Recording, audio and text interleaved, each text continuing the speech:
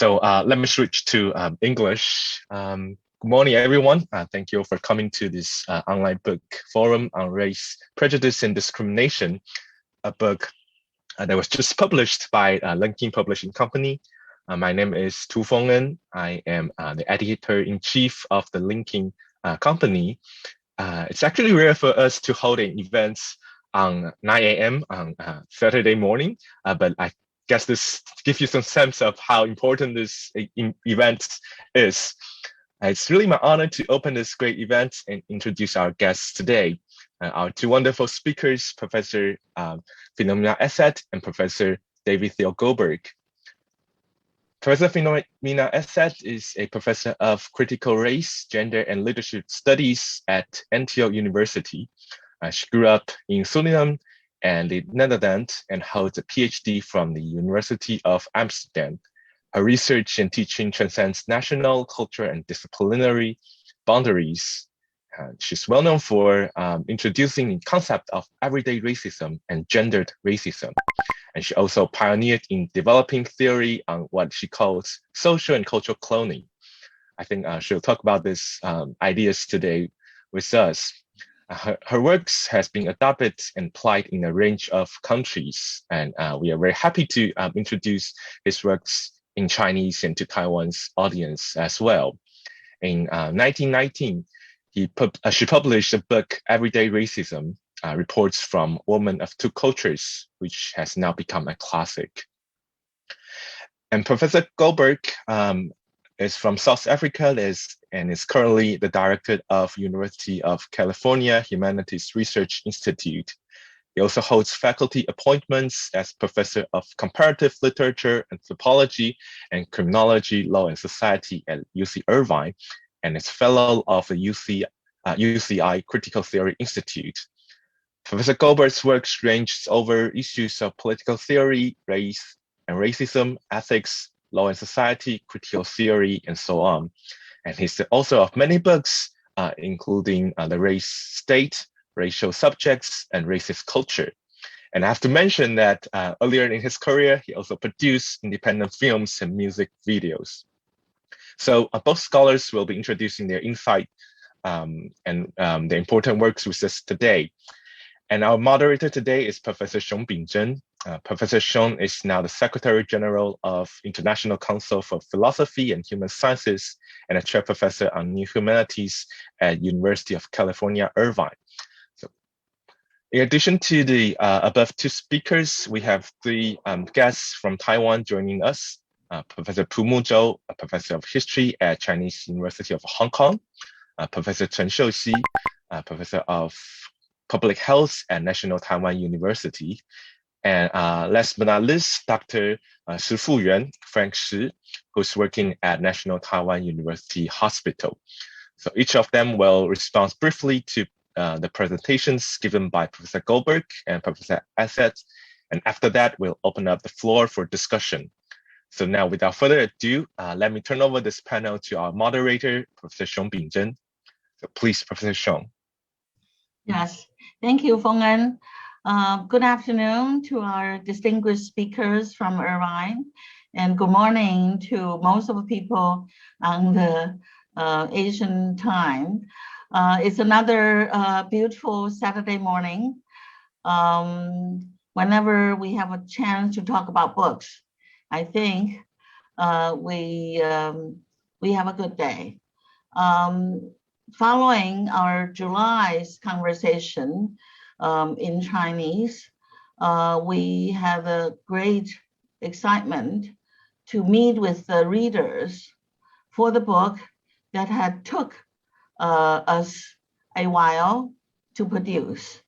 Now we have, our ANHN members from Zhejiang, Professor Wang Jie joining us too. So finally, the connections work. I don't have very much to say other than to thank everybody to be here. Mr. Chu had just explained how we would proceed. And the idea is that after we had the first book launch, we promised to all readers that we will do a bilingual exchange and welcoming Professor Essed and Professor Goldberg to join us, even though unfortunately we couldn't fly them in as we had wished. We didn't do it last summer, we didn't do it this summer. We really would like to do it next July. But in any event, in place of that, let me invite Professor Essed to make the comments, to make the crossing. The idea is that for all of the authors, they also are meeting for the first time among ourselves. She would address whatever she would like to say to the Chinese readers. I would provide some summarize in Chinese at the end. And then we could have a conversation after we invite comments from the three other authors. All right, Philomena, please.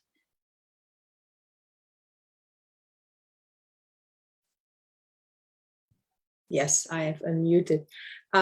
Thank you so much for your so very generous introduction and invitation. It is a real honor to be here and to be part of this historical, really, event. And I thank everybody for taking the time or having taken the time to be part of this, to listen to this. And there is so much so much and so little one can say in 10 minutes or so. I will try to not to keep you too long. Basically, in the book, the wonderful book we are launching today, there is a more theoretical chapter about a theory of everyday racism, how it plays out in on different levels of society, in one-on-one relations, in institutions, in society as a whole. So that is the part of a chapter in the book Everyday Racism that has been translated and which I had the honor to see included in the book. But the nice thing would be if for one reason or another you would be able to read the whole approach, because everyday racism it combines two concepts. One is the concept of the everyday, and the other is the concept of racism. Those are usual notions that are not combined because in context outside of the Anglo context, and my context was outside of the Anglo context. I have lived in South America and grew up largely, did my university degree in the Netherlands. Racism was seen as something really big, as something that persons do who have really extreme ideas. And to combine that with the everyday, that didn't really fit. What I did was showing that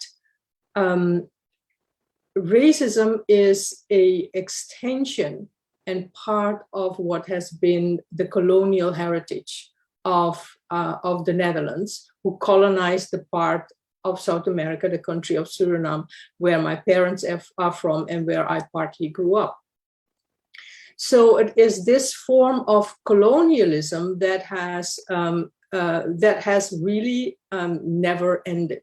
The sense that you have white European masters who know it all and who have all the knowledge and are there to educate and to civilize those from the colonies, and actually moreover the idea that Europe would civilize the whole world.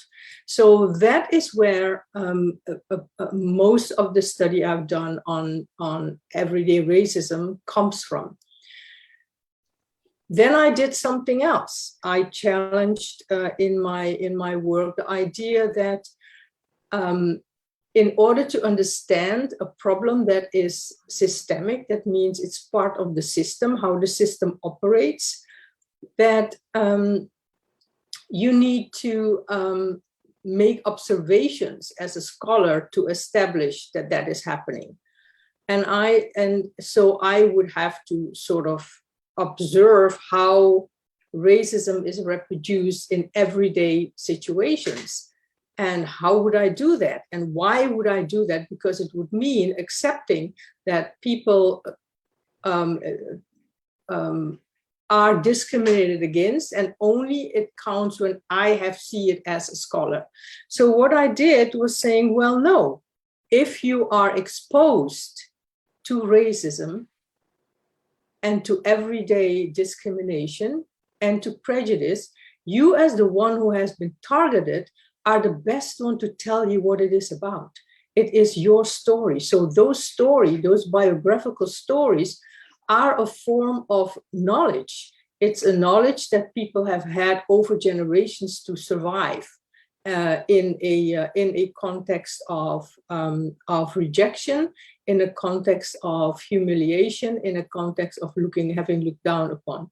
And of course, this can be also compared to different systems of oppression. In some situations, it might come similar, but though not the same, to how colorism works. That the lighter you are, the more class or the more respected you are, because it shows you didn't have to work in the fields to make your money. In other ways, it can also show in the sense of how groups of people are perceived, whether because of their religion, whether because of their culture, whether because they have a different ethnicity, whether they are seen as darker. Those forms of racism operate today. So racism adapts to the situation, to new situations, to new challenges, and one can even see it in the way the pandemic is working, and who gets to be vaccinated and who not, and who is who continues to get proper treatment and immediate treatment, and who has a health insurance, etc., etc. So those kinds of things are where you see how racism is systemic in a system. I cannot repeat enough that if one wants to know about racism, the best way is to listen to those who have been exposed to racism on an everyday basis, and those who are discriminated against on an everyday basis, to read their stories in biographies, autobiographies, to ask, tell me your story, and listen without bias. That is a really very important way of understanding how discrimination and racism works. So everyday racism is, let me backtrack a second. I also, with my work, with my more completer work, the one that you don't see in the translation, but would see if you read my books about everyday racism, are also about how those who have not studied or observed or asked about, and with study I mean even listen to stories, would not know what systemic racism is about. They say, well, you see it everywhere. Well, that's the point. That's what makes a problem systemic, because it can be expected in every situation. So then in the European context, white Dutch would say, oh, you're oversensitive. What they really were saying was that they didn't have the literacy or the sensitivity to recognize racism, and so they problematized the other point of view. So this is one of the myths that I try to undermine with my approach to everyday racism. It is an emotionally challenging topic to talk about. I talk about it a lot in session with students. And the more open you are to listening and the more open you are to wanting to learn and are able to question your own positioning and what you have taken for granted, the more you will be able to understand everyday racism. It also adapts to different situations, to different countries, and depending on the particular history, depending on who is in power, depending on whether the country is a colony, has been colonized, has been perceiving itself in one way or the other as having the right to rule the world, that is when racism against other groups becomes also a systemic problem. I'm going to stop here. There is way more to say, but it is there might be that questions emerge from the audience. Thank you, Philomena. I'm going to do a very brief summary in Chinese.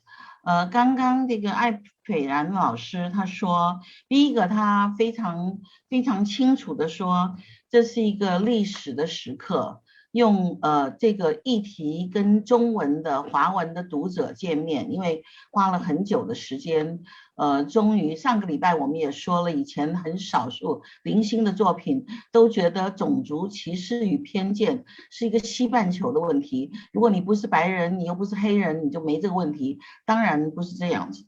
那么所以他说这是一个历史的时刻，我们一同继续交换跟见证这个在华文的世界跟中文的读者对这个看来是一个理论性的问题呢，他有几个最主要的想跟大家谈的。第一个，他把一个看来是很抽象的概念，就是偏见、种族跟歧视，跟一个非常生活化的面向，就是日常的生活结合在一起，因为这个经验发生在社会的每个角落跟每个时刻。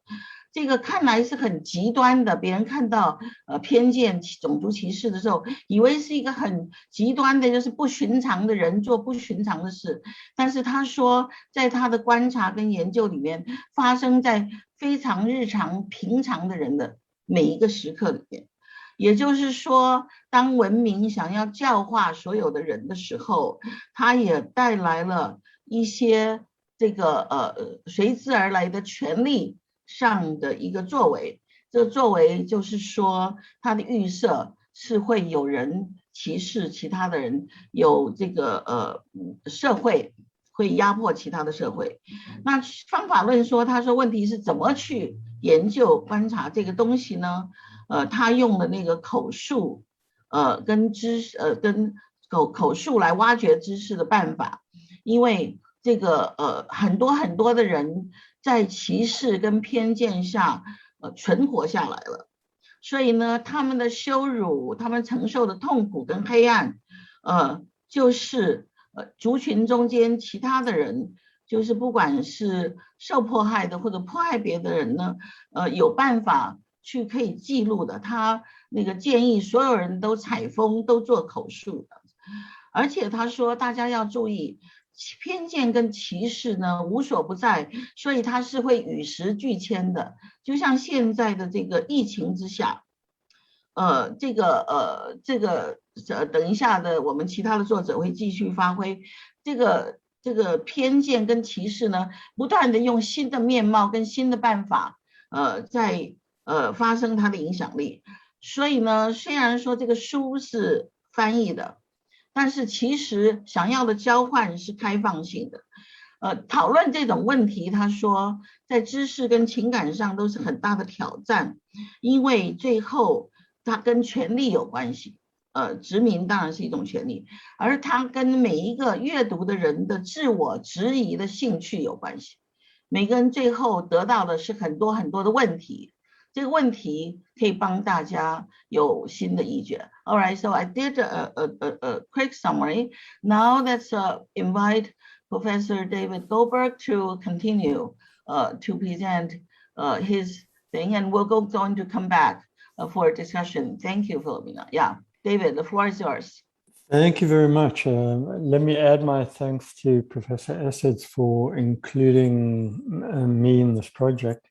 I understand that it's either the first or one of the very only books in Chinese addressing racism. There, of course, have been books in English, a couple, not very many, on racism in relation to China and Chinese people, including Biden. And so I think this is somewhat momentous in sort of starting to think about the subject matter. I am going to share a screen. I'm going to talk conceptually. Where is my, yeah, there we go.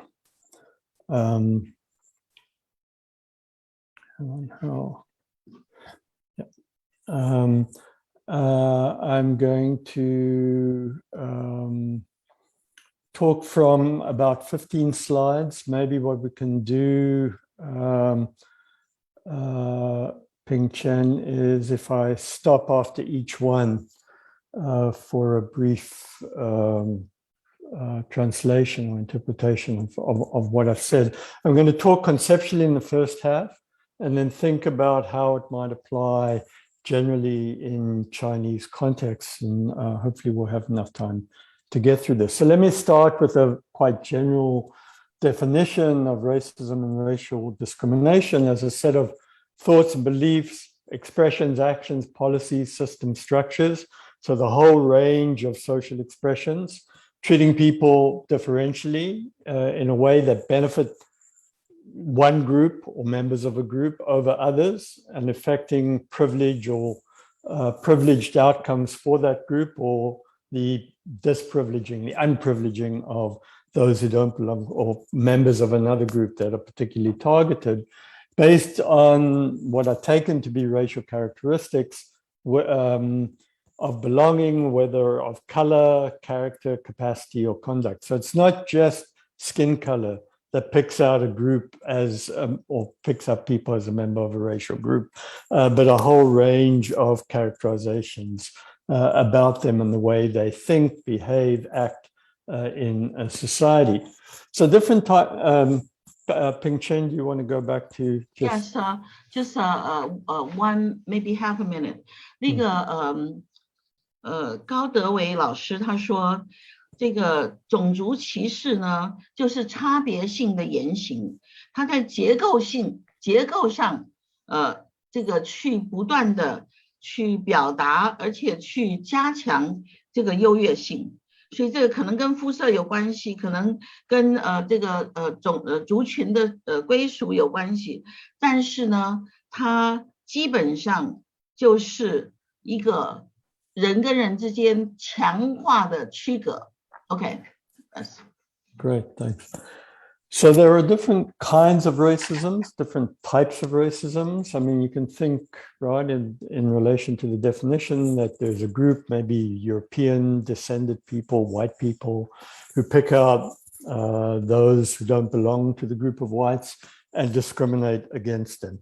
Here, the types of racisms range over the individual. So starting with the individual, there's intentional racism. I, as a white person, intend to mark a person who's not white, whether Chinese or Asian or Black or Jewish, and so on. And I intend to discriminate them in order to benefit myself and to take benefits away from them. So that's individual intentions. then some people will argue that the only racism there is intentional racism, but I think it's easy enough to show that there are patterns of outcomes, no matter whether there's an intention on the part of an individual or not, which that pick out a group or members of a group and discriminate against them. And if that discrimination is not addressed in a timely manner, those outcomes become a pattern of outcomes over time, and that those effects can be counted as a form of racism as well. And the person who, if it's a person or a group who continues to operate by picking out people in order to discriminate, in order to produce discriminatory outcomes in that way, can be characterized as engaging in racial behavior. And then there's what Professor Essed elsewhere has defined as entitlement racism, a racism that elevates oneself in order to be able to do anything because one is part of the privileged group, to dismiss or act against or disprivilege those who belong to another group. The entitlement is giving myself entitlement to act in ways that are pernicious to people who don't belong. Then besides individual racism, there's systemic racism, and that can take the form of structural or institutional racism, where the racism is built into the very structure of the society. In a way, it doesn't matter what individuals are doing. The very structure of society privileges one group over another. Contemporary America, for example, privileges whites in many ways, in contrast to those who are not white. You can think of examples in your own context. And institutional racism are the way in which racisms are built into the very rules and operations of institutions like universities or corporations and so on and so forth. And then there's a contrast between two kinds of more extreme forms of racism. One is exploitative, where a group positions another group, so whites position those who are not white, in a way that makes them unable or less able to defend themselves, and positions that disprivileged group in order to be able to exploit that group. So in South Africa under apartheid, for example, Black people were positioned, dispossessed of land, dispossessed of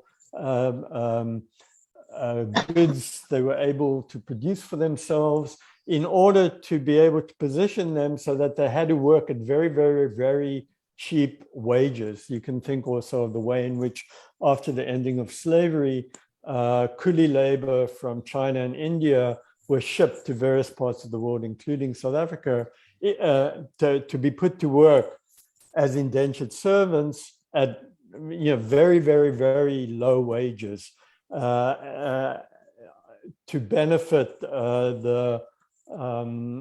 those who were in control, who made vast fortunes as a result of that exploitation. So that's exploitative racism. People are being picked out by virtue of being a member of a racial group, and being made to work for very low wages under pitiful conditions, and exploited in order to produce great wealth for those who are exploiting them. And then there's a different kind of racism, which I call eliminative racism, a racism that eliminates. And this can take one of two forms. One is exterminationist, that is literally getting rid of. I mean, you think of the Nazis in relation to Jews and some Blacks in the Second World War, literally killing them, putting them in death camps, and so on and so forth, exterminating them, killing them. And then there's exclusionist, a different kind of eliminative racism, which is picking a group out or members of a group out in order to exclude them from society or from the benefits of society by removing them. You think of Israel in relation to Palestinians. You can make up your own examples in relation to China. There are plenty of them, but not to get anybody into trouble, I won't mention names here. Ping Chen, do you want to Yes. 所以呢，高老师说，他说这个歧视性的这个种族主义呢，有各种各样的面貌。它虽然开始的时候看来是很个人的，也可以形成一种类型，但是基本上它会变成一种系统跟一个制度。那这个制度呢，跟系统呢，因为是有人占便宜的，它造成了一些人就有与生俱来的优越的地位。那最后呢，它是会排他，并且会消灭，它把那个就是说这个在被歧视的人呢，是可以完全被铲除的。西方的白人或者现在的美国并不是唯一有这个问题的。这个大家可以看到，在印度种姓制度之下，那个非常低贱的人现在还在苟延残喘。OK。Thank you, David. I'll be quicker here. Yeah. Comparativisms are the way in which different societies are compared to each other in the way in which they are racist. So, China might be racist in relation to those not Chinese, or America might be racist in relation to those who are Asian. And that might differ from the way in which people are racist in other societies like South Africa or Britain or Brazil, and so on and so forth. Relationalities are the ways in which racisms in different societies support racisms in other societies. And almost all racisms are sustained in a given society by the fact that there are racisms in other societies. And looking at the way societies are related, even if their practices around race and racism are different, looking at the way they reinforce each other becomes very important. Ping Chen? 所以呢，这个方法论上来讲呢，这个种族跟歧视呢，在有比较之下是最明显，因为相形之下，大家会看到相对的，就是有人呢。就是被歧视的，有人是歧视别人的，可是被歧视的人还可能会歧视其他的人。那当然，华人跟亚洲人是不能够之外，于这个问题之外的。这个华人跟这个亚洲的种族歧视跟偏见的状态，其实跟任何其他的社群跟这个族群的人是一样需要研究跟讨论的。OK, David. Yeah, I should just say one of the articles of mine in the book that Linking has wonderfully published speaks at length about that contrast between comparativisms and relationalities. Ping Chen, if I'm going on too long, just stop me and I'll stop. So here's another of the articles that is included, or a couple of chapters from a book called Post-Racial, Are We All Post-Racial Yet? The new forms of racism that have emerged in European and North American societies and so on is called something like post-racial racism, which is a racism without race, where race disappears, and so it becomes very difficult because one is denuded, one has the language for being able to identify the racism kind of taken away from one. And so the racism exists without the tools to readily to be able to identify them.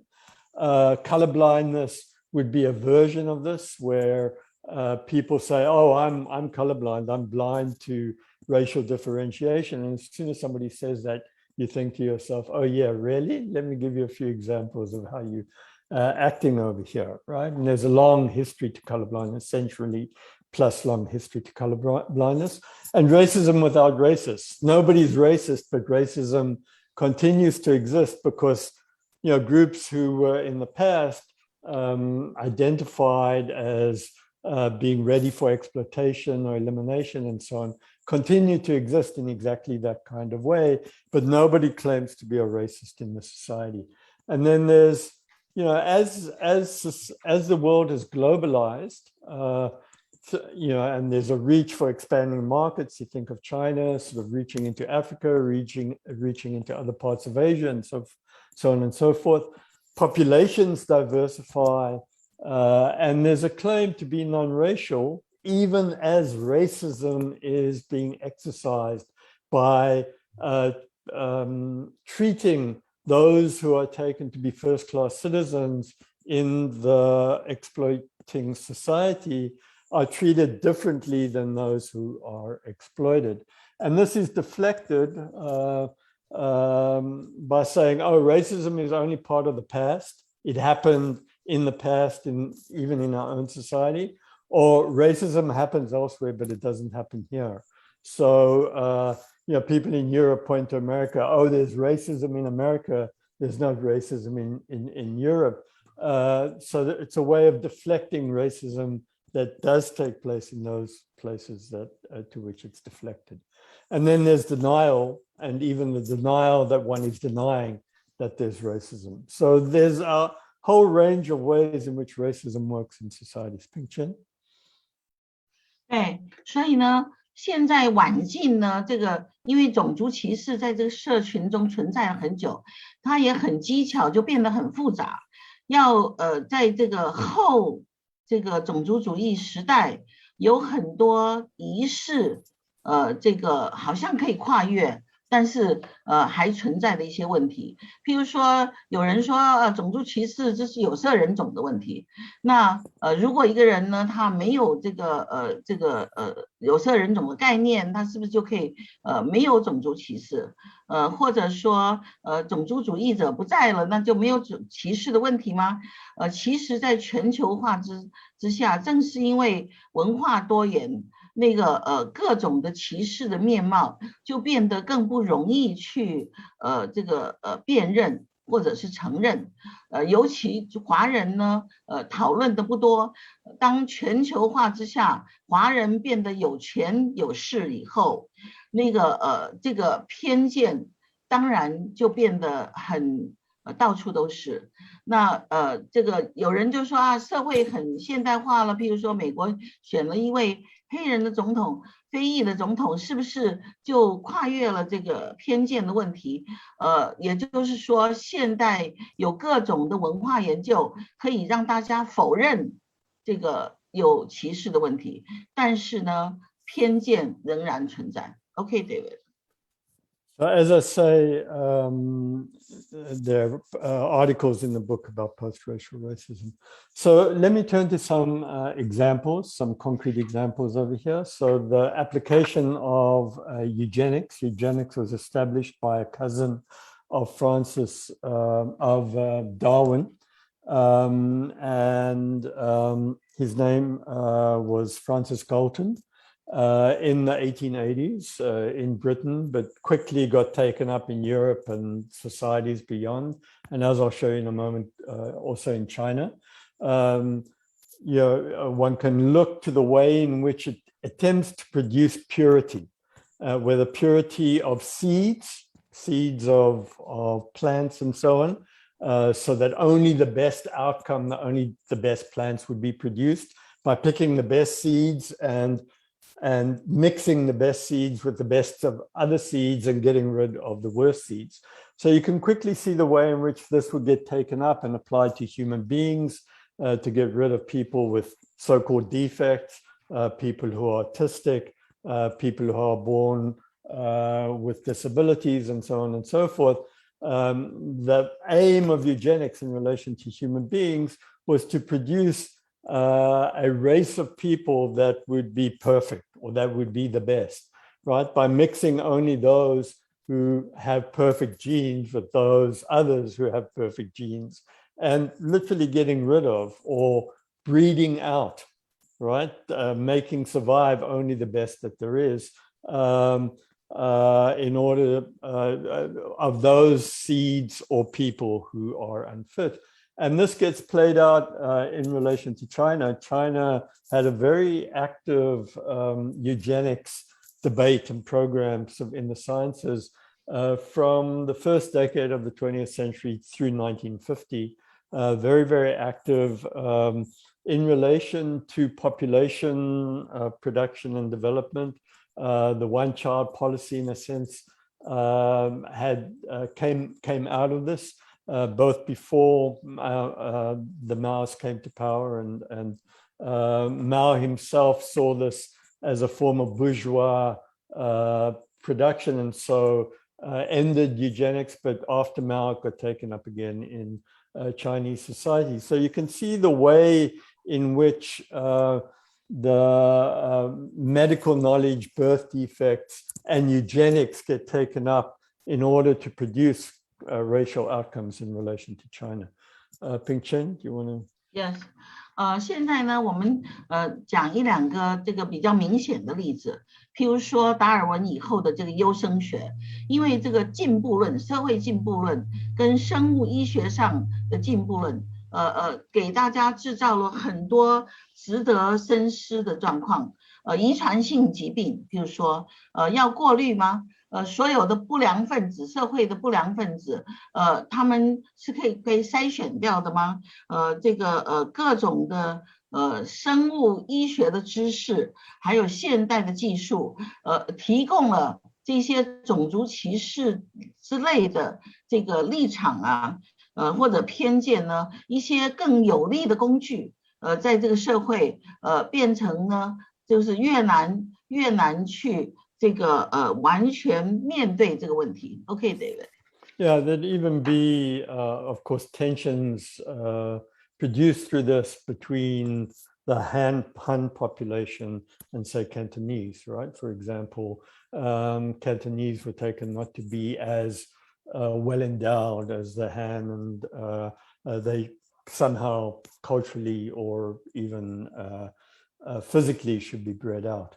So I want to just turn to some expressions of cultural racism in the face of denial that China is involved in racism. In Hubei Provincial Museum in 2017, there was a set of representations, this is just one of them on the your left-hand side of the screen, of comparing Black people to animals, to apes.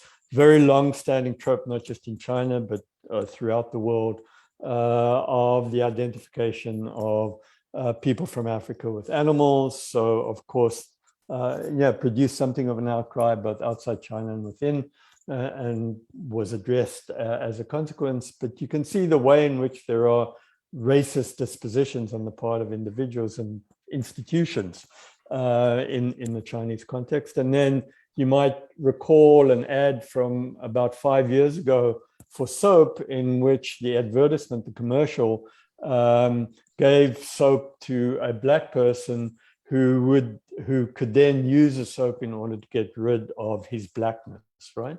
The white stripes on the Black person's face is the effect of the application of the soap. Ping-Chen? Yes. 有一些的文化的优越性呢，在各种的广告跟这个群众文化中间流传。当你讲动物、植物或者农业，可以挑选优良品种。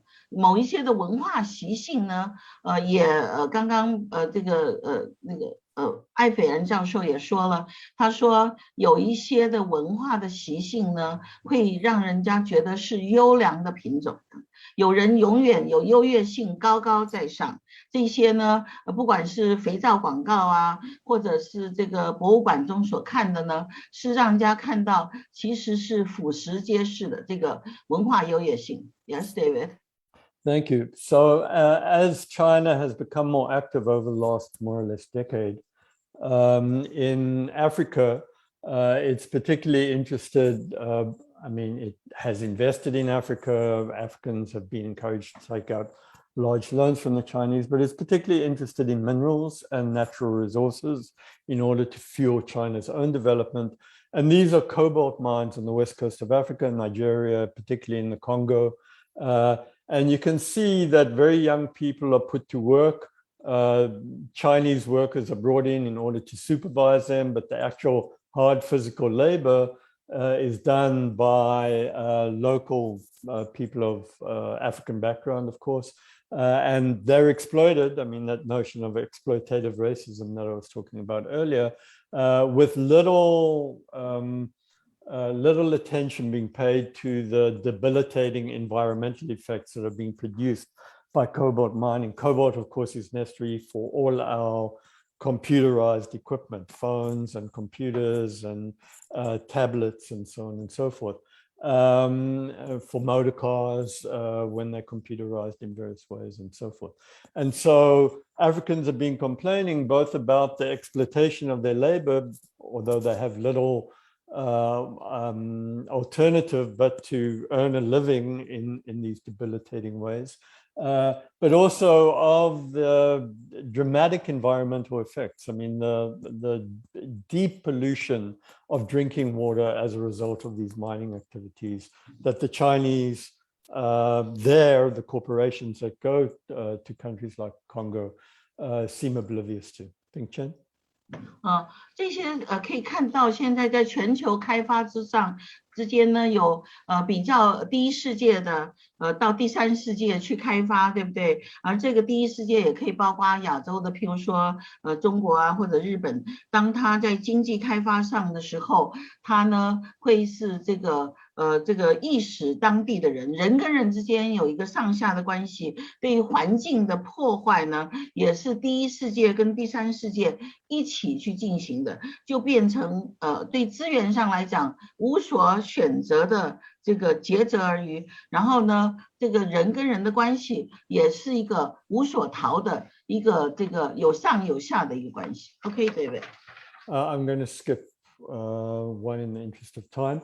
I've been speaking about the way in which Chinese people, particularly from China, have been racially disposed and in some ways racist towards those identified as not Chinese, in particular Black people, but not only. There's also, of course, a history of racism against Chinese people. This is a poster from the United States in the 19th century. There was the 1882 Chinese Exclusion Act. The Chinese indentured labor were brought in, particularly to the western states, what became the western states of the US, in order to build the railway line. Once the railway was built, there was an undertaking to kick them out, and this is a poster from that period. And then, of course, more recently, the Trump effect of Kung Fu virus or the China virus and so on and so forth, and the protests within the US and elsewhere against that. But I want to show that they're both sides to the racisms, both from and of Chinese, right? And then just quickly to end, you can see the way in different societies, Asian people, mostly Chinese, but not only, in the case of England, have suffered disproportionately as a result of the pandemic, which speaks to the way they've been positioned in the society, that relatively speaking, there are fewer white deaths in relation to the size of the white population in Britain than there are in Asian, more or less parity, but Blacks, of course, have a higher death rate. And then I'll just end by pointing to a new development that is emerging. I mean, there is what I call tracking capitalism. You think of tracking and tracing that ramped up as a result of the pandemic, obviously, for reasonably good reasons.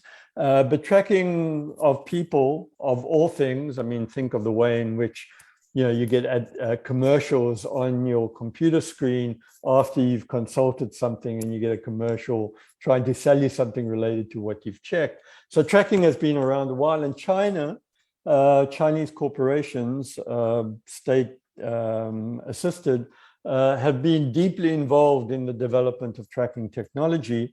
So this is the way in which tracking works in relation to the pandemic and so on.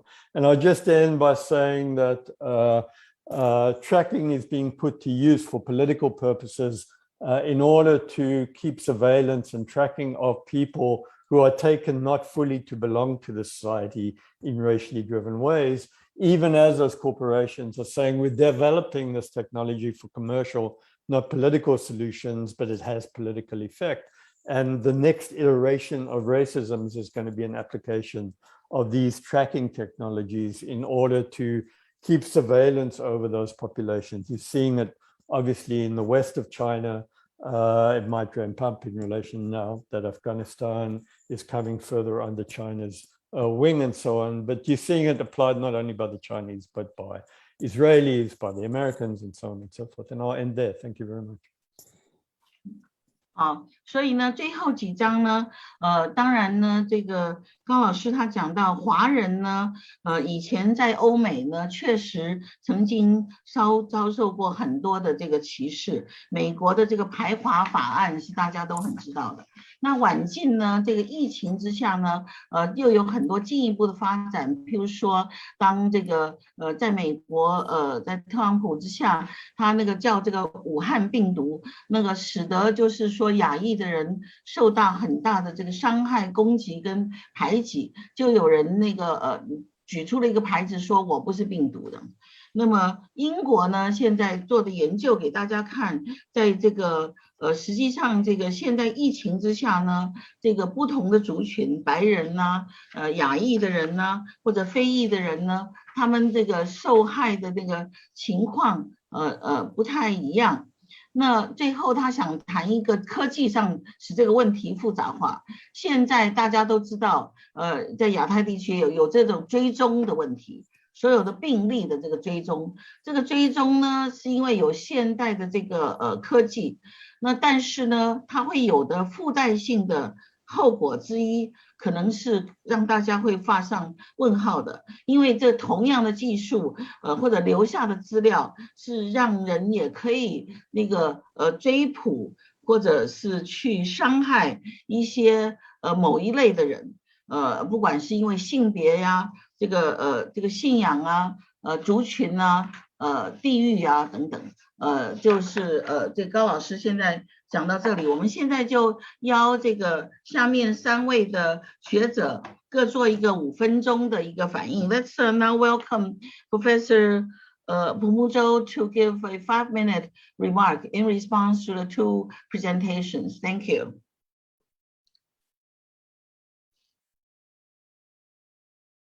You're muted, Mucho.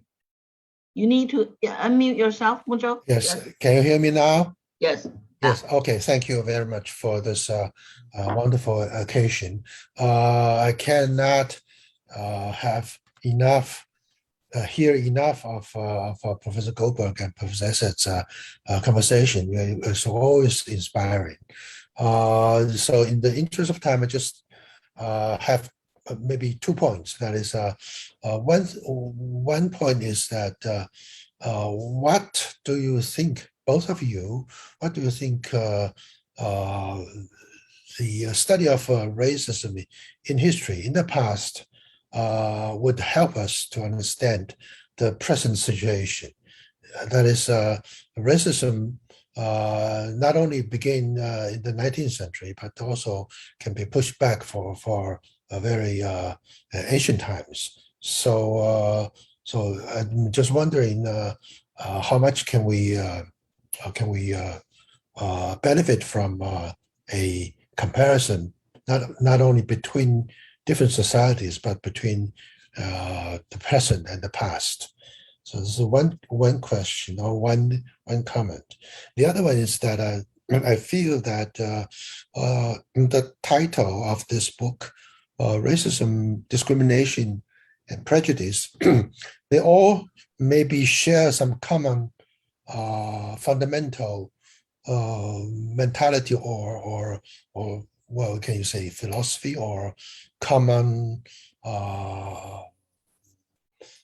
background to allow them to be categorized or to be grouped together as sharing some common features. And I think Professor Essed just mentioned about colorism, that is racism based on color, but also racism not necessarily based on color, but on other kinds of criteria. So racism within a single group is also racism, or maybe that is called prejudice or discrimination. So I think to think about the common background of all these 3 concepts, it would be interesting. So I'm just throwing out some random thoughts here. Maybe you can have more discussion. Thank you very much. Good. Let's now hear from Dr. Frank Shi before we would open up. Yes, Frank, please. The floor is yours. Thank you so much for giving me such a wonderful opportunity to learn Professor Essed, Goldberg, and Professor Pu Xiong. I learned a great deal from this book. And I want to say I really appreciate Professor Xiong giving me this opportunity to join this project to work with this distinguished scholars to learn this topic. And in the beginning, I thought why we seldom thought of discrimination in Chinese culture. I think it was very clear. I thought why we did not have many discussion about discrimination or prejudice in Chinese culture. I think we seldom recognized we have discrimination, we have prejudice, because we thought we what we did to them, they deserve it, not because of biological issue, culture, family, or ethnic or religions, because we just say they deserve it. And I have worked in the emergency room for more than 30 years. And in the beginning, I seldom thought of the discrimination issue because disease is biological issue. For heart attack, stroke, cancer, we face the most fundamental biological issues. So we seldom recognize we have prejudice. But 20 years ago, I have an experience to spend almost 1 month in States. I living in Washington, D.C. For more than 6 months, and in California for 3 months. And during this period, the first time I feel unease because as a doctor in Taiwan, I was on the top of the social rank. So we did not feel any discrimination.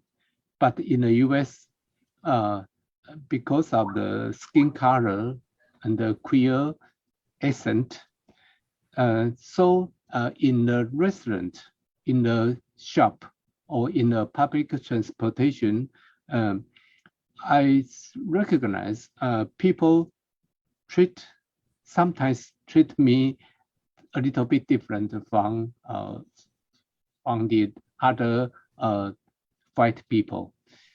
And so after that, I come back to Taiwan. I continue to work in the emergency room. And now I thought it's totally different because in spite of health care, especially emergency medical care, I think it was the most essential part in human rights. Everyone deserves a high quality emergency care. But what we did, we doctors and the nurses and my colleague did, I think we have discrimination for people from Southeast Asia. We seldom explain, we seldom discuss with them. Instead of, for example, I have a patient, he worked for the Taiwanese family as a servant, housekeeping, and he came to emergency room due to fever for several days. and we find that he got leukemia, a very serious blood cancer. We discussed with her boss rather than explain what she should do in the future. I think it's totally wrong. We have to respect the people. Even he was a Southeast Asia, he is the housekeeper or something. So we discussed with their boss about how to change the servant rather than how to treat her. So I think it was wrong. So through this book, we learned, I think self-consciousness is very important for us to prevent discrimination. Everyone have discrimination, and every day we have discrimination. So we have many prejudice and discrimination due to maybe nature, biological character, culture, education, religions, family, ethnic group or something, and we have to correct it. I think it's a redemption to everyone. If I did not feel the discrimination in the US, I would think in Taiwanese we did not have discrimination.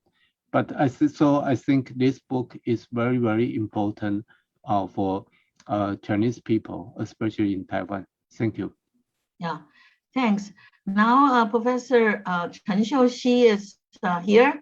So Tony, please give us your comments and remarks.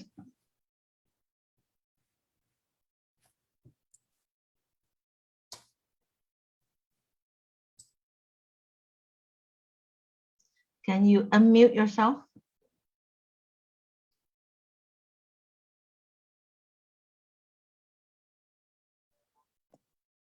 Good. Yes. Okay. Good morning, everyone. Thank you so much for Vincent to invite me to write this book, and I actually enjoyed joining this work. And on behalf of the public health, I think this book is so meaningful for global health. When Vincent invited me, to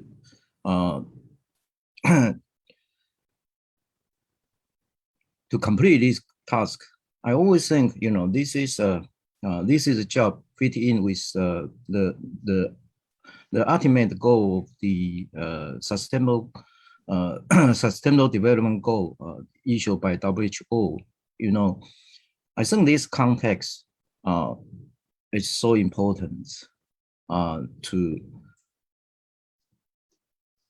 explicitly give so many methodology and examples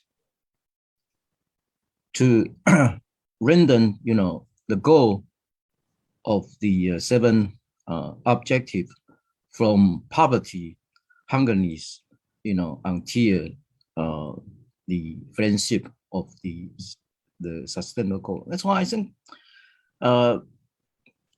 this book not only for students but also for the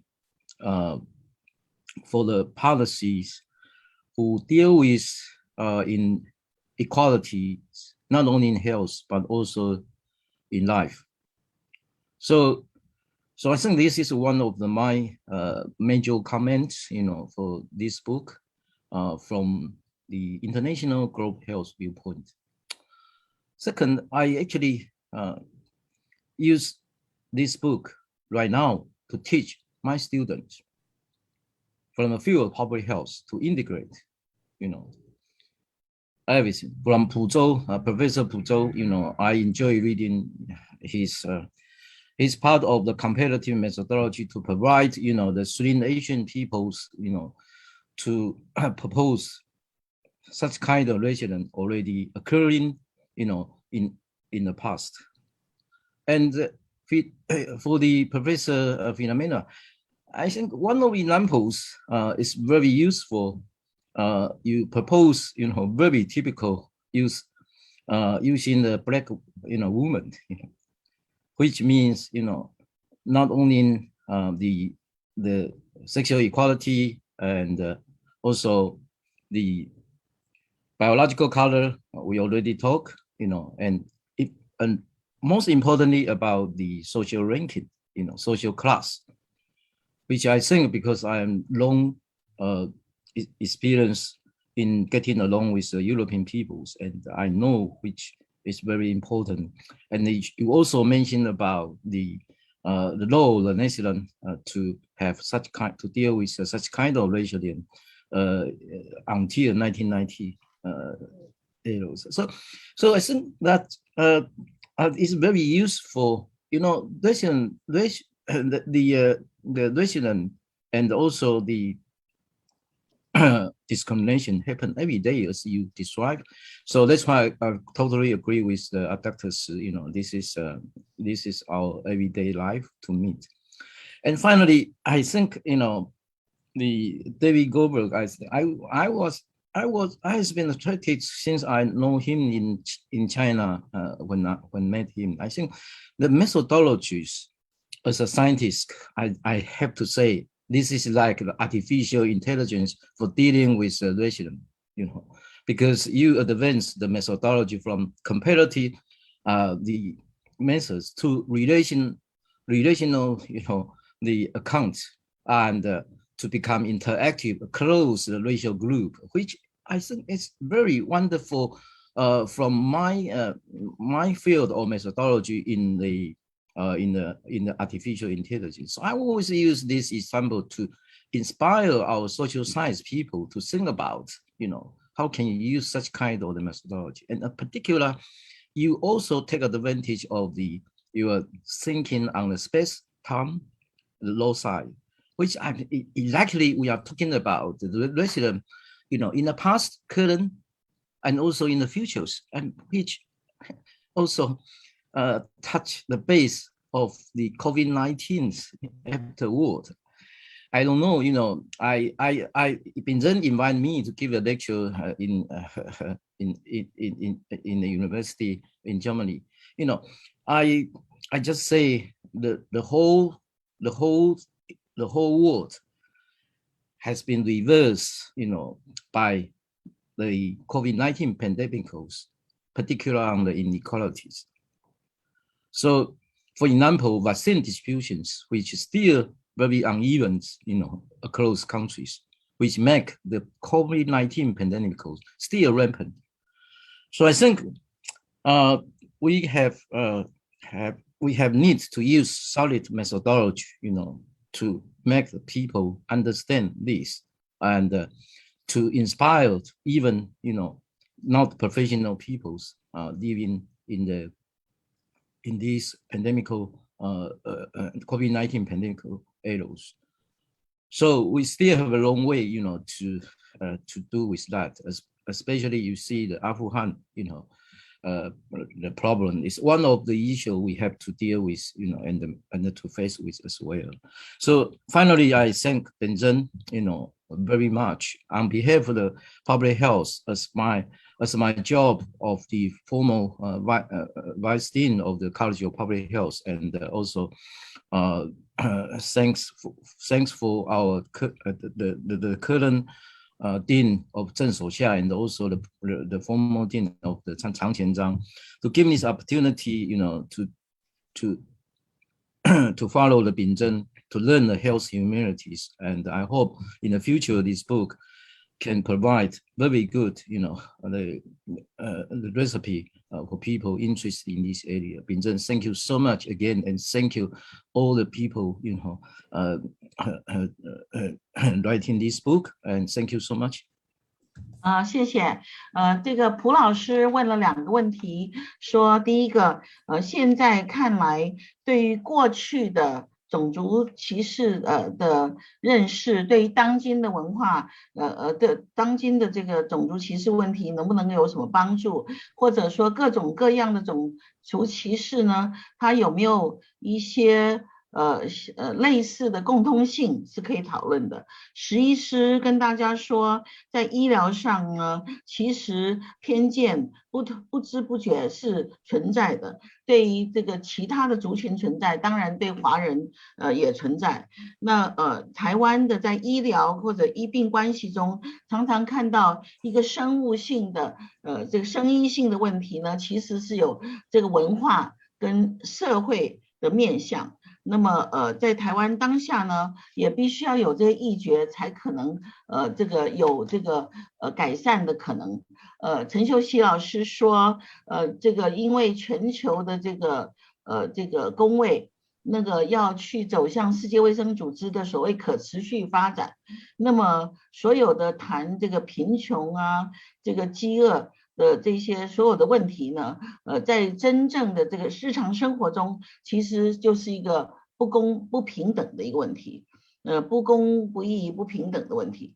那他现在用这个书呢教书，因为可以在中间看到上古的文化篇，可以看到这个非裔的妇女的讨论，用这个把一个好像是生物性的问题呢，带上一个种族族群跟阶级的问题。那么他赞成石医师所说的，还有这个石医师所点出的这个现象，以及这个高老师所说的，在比较之下，方法论呢是可以给大家指出来现在所看到的那个这个问题，尤其像疫情下看到的这个疫情的分布是不平均的，那他们当然就代表了就是有很多背后隐藏的因素，所以这个书呢，希望能够激起其他更多进一步的研究跟讨论。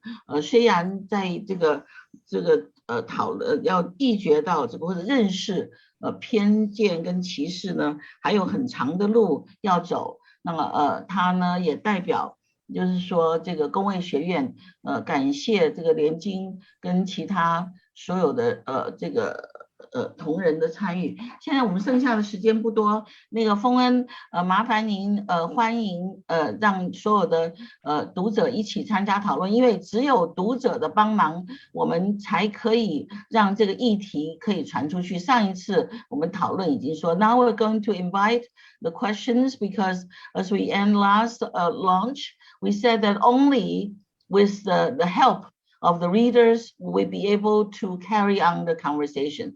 Feng En is going to summarize the questions they've received, right, Feng En? Can you unmute yourself?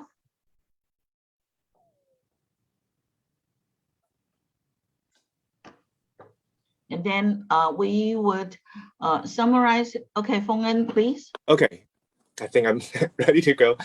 Thank you for this very inspiring presentations and comments. So we've collected some questions from the audience, but I'm afraid we don't have time to go through all of them, but I'll present maybe the first 2 questions. The first one is addressed to Professor Essed. So you mentioned several times in your presentation the importance of stories, especially stories of those being discriminated. So can you speak a bit more about how storytelling works as a tool or even as a weapon fighting against the systematic racism, and how you, in your own works, collected and used personal stories to investigate larger and structural problems of racism? The second question is for Professor Goldberg. So we all know that you are a leading scholar in critical race theory, and as we have seen in some media coverage, so this field has become a really heated political debates field and triggers many discussions all over the US. So I guess the audience is curious about why this field becomes such a controversial field, and how you comment on this ongoing debate. So I think we'll start with these two questions, and I'll present other questions. Okay, briefly, Philomena and David. Okay, maybe I should start because you started with my question. Let me track back. One of the storytelling is important in order to be able to imagine yourself in another life.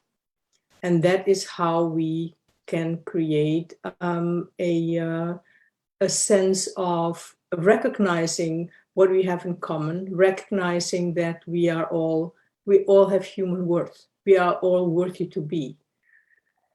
If you look at what is available, is that of the people who have been most portrayed are in the Europe, well, worldwide basically, I probably can say are white males. You have seen in the movies, in particular, the domination of American movies, in books, you cannot imagine a kind of white life that has not been studied, whether it is the crook, whether it is the thief, whether it is a president, whether it is a lawyer, whether it is, you name it. And what it does is has enabled audiences to be able to see the larger picture, to develop a sympathy for a criminal, because the criminal had this tragic life. To understand, as we have seen in the former president of the United States, Trump, he could say anything because he represented the lives that has been studied from any point of view. So what it means is that the level of understanding and empathy and putting yourself in the place of being a white male is very, very available, which means that the context of the lives is available to many people. And that is what creates acceptance. And that is what creates excuses for, people go around shooting others, very often white males, because they feel they have treated badly, have not had the challenges in life that not everything works for you, and then shoot everybody else around them because they are angry. And still people then find a way of saying, well, we have to understand where that person comes from. If you were black, you were shot. You wouldn't have had the time to tell the story. So there is a huge gap that needs to be filled. The storytelling of lives that have not been shown in their full humanity. The full humanity of white males has been exposed, and the other side, the dehumanization of people of color, of Muslims, of people of different background, has been the constant message. So there is a huge gap to fill in storytelling. And one of the people I really find doing great work at the moment is the Black British filmer Steve McQueen. Yes, you might know another Steve McQueen, but this is a Steve McQueen who happens to live in Amsterdam, the Netherlands, and is making stories and is filming the lives of ordinary Black people within context, so that you see, that you learn to understand and empathize and contextualize through stories and through how people think about their own life through their own eyes. That's one of the most important things of storytelling. And you might see yourself, everybody is in situations, and that is even beyond racism, that you think the person next to you is doing something weird. And when you start talking, you hear stories why people are doing this, and you begin to understand. So it is hugely important, storytelling. 所以我1分钟 I'm going to do a 1-minute summary.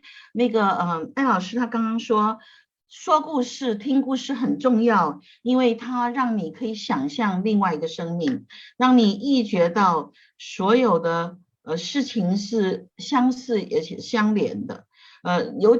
这个是正负两面都可以发生的。譬如说你看电影中间有一个白人的男性，那你就会看到同时呢也有那个非常不幸的那个这个弱势的人。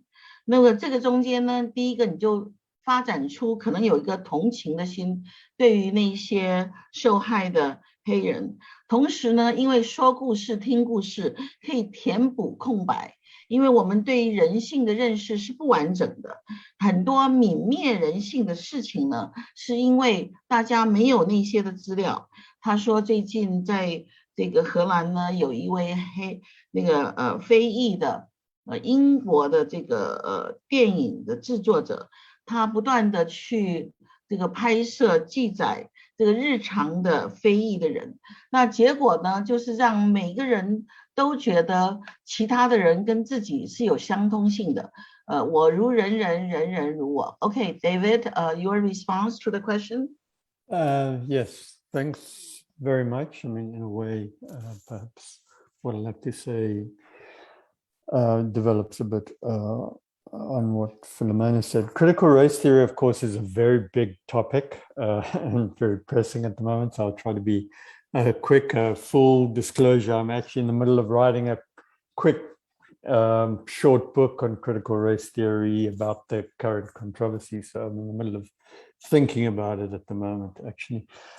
Critical race theory developed under that title as a legal doctrine in the 1980s in the US, though within a much wider context of discussions about new analyses of race and racism that emerged from the end of the 1970s into the 1990s. And critical race theory as a legal doctrine, it was a response in a sense to the existing debate between scholars about whether race or class was the driving condition of the way in which people were positioned in society. Some argued that class, Marxists, for example, argued that class is what positioned people socially in different ways in the society and subject to exploitation, as I said. And others came along and said, no, race is an important consideration. And in a way, critical race theory, in the legal sense of the term, emerged in that debate to say, no, it's the intersecting of race and class and other subject positions like disability and gender that position people differentially in terms of the law, that it's actually written systemically into the law, so it structures society in ways in which white people, white able-bodied people are privileged, men in particular, and those who are not white, who are not able-bodied, who are women, especially, are positioned in less compelling ways in the society, right? And critical race theory then emerged into what I call critical race studies, which is larger than just legal studies, or what Philomena and I in a different book I've called race critical theories. A larger body of scholarship that is about race and racism that includes the law but is not limited to the law. It was very much an academic set of exercises. I mean, obviously thinking about society, but the broader social arrangements didn't take much notice of it, except from time to time with particular people and so forth, until last September, really, when a rather obscure figure was interviewed on Fox News, and Donald Trump, before the election, happened to be listening to it. And this figure, Christopher Rufo, said that critical race theory is a new ideology that has emerged. I mean, he gave a completely false history of it and so on. he said that it's emerged to become the driving ideology of both schooling across America and especially not just schooling, but also the federal government was starting to structure itself in terms of critical race theory. And Trump set up, Trump doesn't pay any attention to anything if it's not on Fox News. He sat up and he said, Eureka, I'm going to issue an executive order to ban critical race theory. Well, he couldn't ban it everywhere. He could just stop its being taught in government and so on. But it got taken up and quickly transformed into debating in schooling about how race was taught and so on. So the driving question is why? Why at this moment? I mean, first of all, one has to say that Rufo completely mischaracterized critical race theory. So it has nothing closely resembling what the original debates were and so on. And he has admitted explicitly that what he was out to do was to make critical race theory sound crazy, to empty it of all its original meaning, and to make it available to embed any crazy things that people said about race on the left, right? So that it immediately became debunked. And it was part of a twofold strategy that really was driven by a major conservative foundation called the Heritage Foundation, which is one of the, a key foundation in America that drives thinking on the right. And they had a twofold strategy at the end of 2020 and now increasingly into 2021. The one was to go after voting rights, and the other was to go after the way in which history is taught in schools in America in order to say there's no more racism in America. So, and you can ask why those two things? Well, you have to think that the demography of America is changing very, very fast, right? America used to be a majority white society. I mean, 30 years ago was more than 70% white people. And the rest of America was, 30% or less, right? Today, 52% of people under 18 years old are not white. Let me say that again. 52% of those under 18 years old are not white. But in the next 20 years, there will be no majority in America. Whites won't be a majority. They're down already to about just under 58% of the population.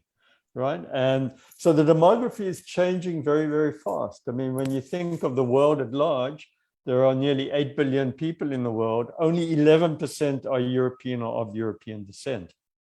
Right. So you can see the way in which whites in America are becoming very nervous, not just about the demographic numbers, but what they mean in terms of privilege and power. Right. And so the attack on voting rights is in order to maintain power as a minority, because that's the only way they can keep official political power. And the attack on race is to reframe the way in which American history is understood in order to say what American history should be now, so that there is a rationalization of whites holding onto power in this kind of way. I'll leave it at that. 好。我们时间差不多，我简单的摘述一下，就是说这个问题是说为什么种族主义研究现在是这么这个重要跟活跃的一个领域。他的回答是说1980年以来，这个他是从那个法律跟政治上讨论这个意识形态的东西，衍生到现在有这个领域叫做反省式的种族主义研究，跟这个学术领域上跟这个批评式的政治学理论是有关系的，当然它也跟当下的社会问题那个关系非常的密切，同时他要点出的另外1、2个面向，在社会学的人口组成上面，在美国呢，白人的这个62%的18岁以下的人是非白人，全世界的人口现在欧洲的白人只占11%，所以呢，原来优势的人呢，现在在极度的恐慌之下。那也引起了大家很关注这个带有现代影响议题的这个一个领域。那个我想时间差不多了，这个丰恩如果还有的问题呢，可能需要转给大家，或者呢，我要跟大家讲，我们第2场的这个活动之后呢，现在有第3场的活动在香港，在9月底会发生，大家会看到9月23、24号，我们就会香港讨论，10月、11月。12月会在北欧，在瑞典、丹麦有一些相关讨论。我们希望春天可以到美国的加州，然后7月再回到台北，好吗？ Can I just add yes, please, David? Just one very quick thing, because I think it will be of driving interest for the public health people over here. The pandemic in America has more deeply affected people who are not white than it's affected people who are white, in terms of deaths, in terms of long-term COVID, and as well as health workers who tend disproportionately to be people of color rather than white. And so the refusal of masking on the part of conservatives in America is deeply related to that condition, that whites get better health treatment than people of color do. And you know, it's not too much to, I'll pose this as a question, to ask whether there's a calculation on the right that this becomes a way of maintaining a limit on the fast changing demography in America. I'll leave it at that. 高老师要讲一句，就是说这次的疫情呢，在美国呢，对族群关系造成了非常非常严重的影响，它也暴露了那个种族相关的这个问题，不管是医护人员、受感染的人，还有这个受影响的这个其他族群的，以及左派、右派的政治跟其他的势力，都是非常值得关切的。Thanks, David. So, you know, I'm afraid in order to follow the schedule, we might have to complete very quickly. It's always better to end with unsatisfied, not quite quenched thirst for more information and debate. I would like to announce that following these two in, Taipei, July 31st, now August 21st, we plan to have a conversation in Hong Kong in September 23rd or 4th. The same panelists, we would engage Hong Kong scholars, and I think in the winter we move on to Stockholm and Denmark before we return in spring to Irvine, California, we hope. And about a year from now in July, on July the 20th, tentatively, we will have a one-day conference in Taipei. So in that process, book reviews, special issues, conferences, and debates would continue. Shall we show everybody's face to take a picture as one stop of this journey? Feng En, would that be good? Let's take a picture. Let's ask all to show the face. Vasily, I see Tony Jiang 老师, Wang Jie 老师在浙江. So Natalie, who else? Please show your support by allow us to take a group picture. Sam, please. Vasily. Who else? Sylvia.